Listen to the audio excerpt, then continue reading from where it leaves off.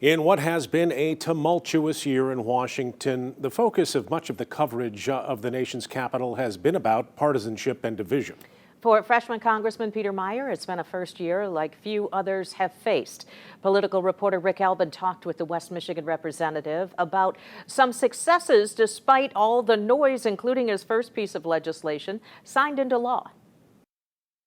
It deals with something we've heard a lot about, particularly in the last couple of years, and it has become something that people have focused on and talked about, and that is human trafficking. Talk to me about what your bill will do that has now become law in this act. Yeah, so one of the committees I serve on is the Homeland Security Committee, and so within that, we oversee a number of agencies under DHS, many of which have responsibility when it comes to human trafficking, but the coordination in that interagency effort is what our DHS Blue Campaign Enhancement Act was really focused on targeting. So it's improving training and awareness for officials, whether they're at airports or a port of entry or interacting with local law enforcement or sheriff's offices as well, from that federal component on down to that local level. So that again, when we see signs of human trafficking, that it's easier to interdict, that it's easier to report, and easier to share information across these agencies so they can really focus on preventing that human trafficking element.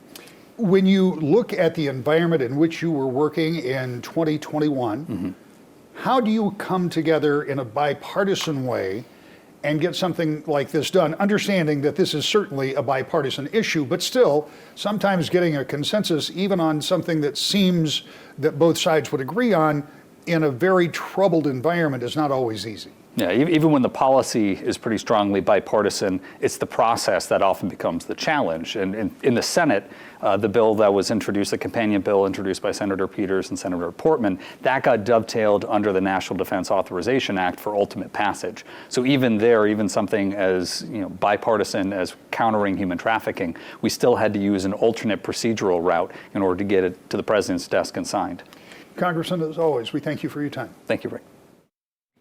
Well, coming up tonight at 6 o'clock, nearing the one-year anniversary of the January 6th insurrection at the beginning of Meijer's first term, he talks about his expectations for the committee looking into that.